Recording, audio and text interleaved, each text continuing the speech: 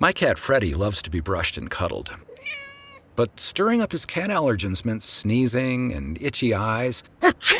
Then I found Purina One Live Clear. It's cat food that reduced the major allergen and my suffering in as little as 21 days. Now, we feel closer than ever. If you have issues with cat allergens, you really need to try Purina One Live Clear. Try new Purina One Live Clear today. Purina One, a difference from day one. The Red Apple Media Podcast Network presents This is Protecting America. Now, here's Emmy-winning journalist Rita Cosby. And welcome to another edition of Protecting America. This week, there was an emergency meeting of NATO as Ukraine continued to get brutally attacked by the Russian strikes, and there were many of them. And joining us now to talk about all of this and where we go from here is Florida Republican Congressman Gus Bilirakis. Congressman, so great to have you here. Oh, it's my pleasure, Rita. Thanks for having me on. You know, such an important time, and you, I know, are such a big supporter of national security, of our men and women in uniform. Your thoughts, first of all, on what we need to do to protect Ukraine, and how much of a concern are you that it could spill over beyond Ukraine? Yeah, I'm really concerned that it could spill over.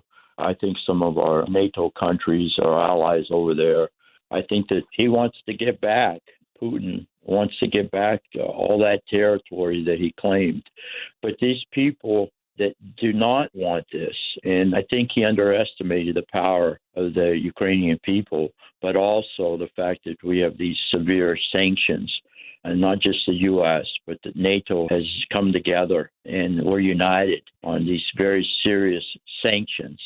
And the fact that we're cutting off Russian oil, that is very important as well, because that's where he gets his revenue. Now, should we have placed these sanctions, or should we have anticipated what Russia's moves, Putin's moves? We should have earlier.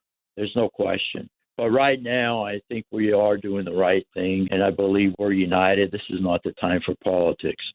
And again, I know this is a national security issue. We need domestic energy.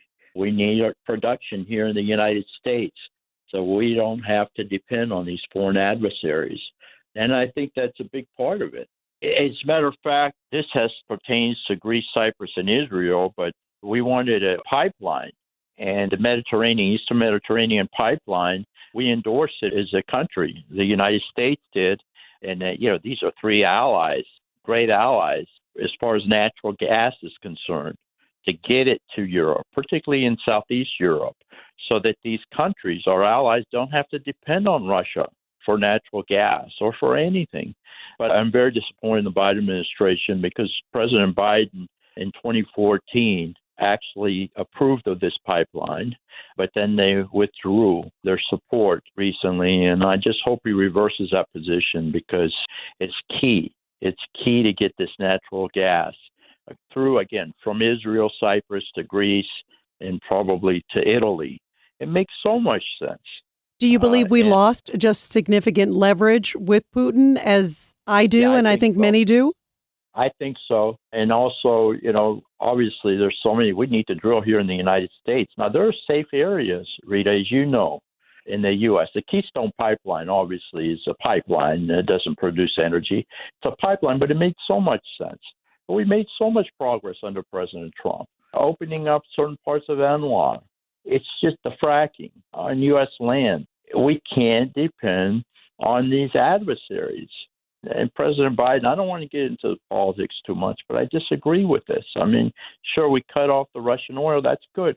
But you can't turn to Venezuela and Iran for oil when we have it right beneath our feet here in the United States.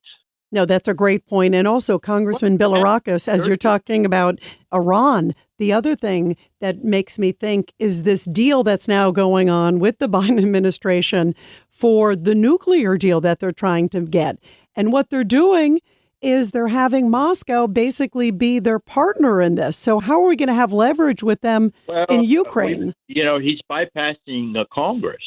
He knows that the people have learned their lesson. Now, I didn't vote for the latest Iran deal, but he knows that he can't get the support. This administration, I think, realizes they can't get the support, not even from many Democrats in Congress. It's a bad deal for America, and they're trying to push it through that way, and it's just not going to go. We've got to call on it. The American people, they really are awake now, and they care about what happens here. They want to protect the homeland. But also, I honestly do believe that they care about human rights. Our people care about human rights and religious freedom around the world. And they're backing Ukraine 100%. And that makes a big difference. It really does. I just think that Putin underestimated the power of these Ukrainian people and the power of democracy, keeping democracy, fighting for freedom. It really is a great story. Now, I feel for the Russian people. I really do. We had a little discussion this morning virtually with the former Secretary of State Condoleezza Rice, who I happen to love. I think she's fantastic. What a great role model she is, and she has so much knowledge.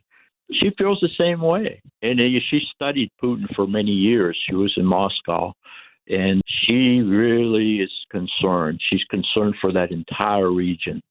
Where do you see it going? And also, as you talk about, so many people are concerned. Where do you see the Ukrainian fight? Because just as you said, it's been unbelievable, the courage of the Ukrainian people, their leader, Zelensky. Where do you see from a military perspective? And are you concerned that because Putin feels like his back is up against the wall and has had some losses, there's reports he's had 15,000 potentially soldiers killed, according to some reports, that he might do something drastic, that he might try to escalate, i.e. maybe chemical or biological or worse? Are you concerned, and what should we do? I'm concerned we can't be advertising our strategy, and I don't believe we should take anything off the table. There's no question. Now, I think that Putin, I don't know what his state of mind is at this particular time, but it's not what it used to be, that's for sure. I never really liked him at all, but he's a madman as far as I'm concerned at this particular time. So he's capable of anything. Now, I think that you're going to see the Russian people rebel against Putin. I really do. I think it's going to happen. There's going to be a lot of destruction within Russia. And again, I do feel bad for the Russian people and also the folks that are of Russian heritage. They certainly don't want this. Yeah, there's so many people. In fact, there's polls I've seen where it was maybe like 80-90% were against the war. Some of them said 80-90% pro-Putin, but probably they're afraid to say they're not pro-Putin if they're there in Russia. And all the propaganda, all the information that they're getting, which is inaccurate. But I think it's starting to leak in the country. And there's no way these people, or most of them are religious people, that have faith. And what they overcame 30 years ago, the communism and the fall of the USSR, it liberated them to a certain extent. And they don't want to go back to that. So I think that this is the time for people of faith to stick together and back Ukraine. I'm not for troops on the ground, but I don't think we should be advertising our strategy. And I think that the president has done too much of that so far. Yeah, there's been a lot of public, give them the MiGs, don't give them the MiGs, give them, some of the air defenses. I agree with you, as much as obviously we Americans all want to know what's happening because we care so deeply of what's happening there. On the flip side, you're right. From a military strategy standpoint, they should have just snuck the MiGs in. I've told everybody sort of on a truck or done it, months ago. Then it wouldn't have been telegraphed. Right. Exactly. That's the word, telegraph. That's exactly right. So, again, what we need to be doing is making sure that Putin doesn't get the ammunition and then cut off the oil. And we have here in the United States, but our allies need to do that and not depend on these adversaries like Russia. China is a big problem. But we need to show strength, exhibit strength here in the United States, and our NATO allies need to stick together. Germany has come around, thank goodness, as well. But we've got to worry about, what China might be doing to Taiwan. Yeah, that's the question. Are they keeping, kind of playing both sides, if you will, because on one hand, they make it sound like, well, we're not going to step in on Russia. But then on the other side, we hear that they basically gave them the green light and said, just don't go in and invade after wait till after the Olympics. I don't have any, intelligence to confirm this, and nor would I say it if I had the intelligence. But, you wouldn't telegraph it, right? I would not.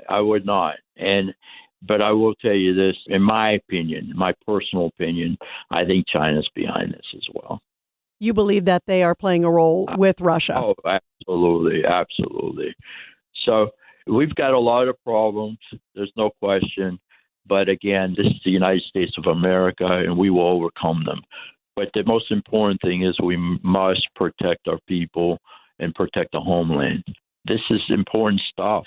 And, we need to inform our people what's at stake so that they can rally around. Again, I don't want politics. I'm rooting for this president because he's in office at this particular time.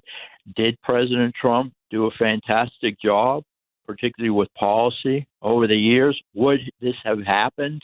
Would Russia have invaded Ukraine under his administration? I think not. They did not. But, we've got to move forward now and protect the homeland and, again, stand by our allies. Absolutely. Always root for America. Florida Congressman Gus Bilirakis, so great to have you here on the podcast. And again, thanks for all you do to keep us safe.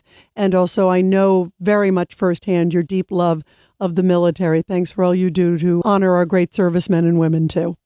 Rita, we're on the same page with that. That's for sure. So thank you, and God bless you, and thanks for doing what you're doing. You're an amazing individual. You really are. So, well, right back to you and the Bilirakis family. You really are. Let's face it, you're a public servant. You really are. It's an honor to be on the program, and God bless everyone here. And let's stick together as Americans, and we'll overcome all this. Absolutely. Congressman Gus Bilirakis, great to have you here. Thank you so much. Yeah, my pleasure. Thank you. And everybody, I'll be back soon with another great edition of Protecting America. And of course, you can catch me every weeknight, 10 p.m. to midnight on the legendary WABC Radio. This is Rita Cosby, and thanks for all you do to protect America.